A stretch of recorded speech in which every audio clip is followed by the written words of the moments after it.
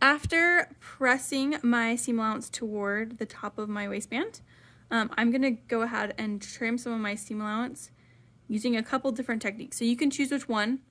You don't have to do both, just one, but I'll show you how to do each. The first one is called grading, and it's where you're going to trim the seam allowance layered. So one layer of the seam allowance will be shorter than the next, and the next ones will be a little bit longer, kind of like a stair step. I will show you how to do that right now. The key phrase with grading is widest to the world. So this is the world. This is the outside of my pants that people would see. So this should be the widest, right? Then if I fold this down, I have my next layer of seam allowance. This should be the next widest. So I'm going to leave it at its full length right here. After that, I have another layer of seam allowance. This one I want to be a little bit shorter than the last one. So this one's 5/8. So I'll trim probably about 1/8 of an inch here all the way around. So I'll just go ahead and trim this about 1/8 of an inch. Okay. So I'm going to trim this guy, and I'm just going to do a little section. So probably just between these notches so you can see. And if you want to do grading, you can do that all the way around. So far I have my widest here on the outside, next widest, then a little bit shorter, and then this next layer should be even shorter. So I'm going to trim it pretty close to the seam allowance of my second layer of stitching. That second layer of stitching, by the way, is called reinforcement stitching.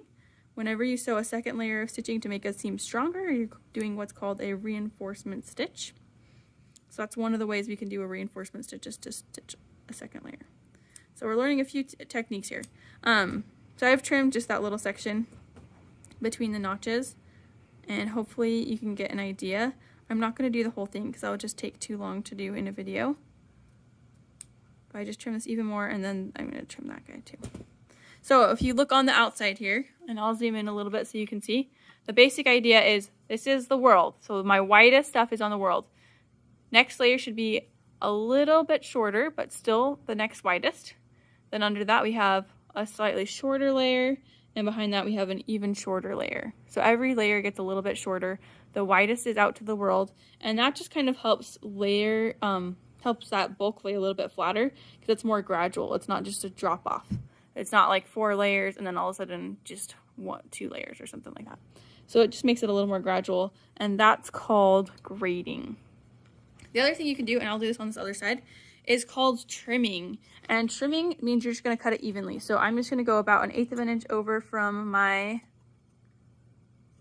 seam allowance, the second seam there, and I'm just going to trim everything at 1/8 of an inch from the seam allowance. So this one's a little simpler. That's called trimming, and all I did is just trim right here. Grading is over here, and it's kind of a gradual thing. It's like a stair step. So short, longer, longer, and then the widest to the world. So choose one of those and go around your whole waistband and do that to remove some of the bulk.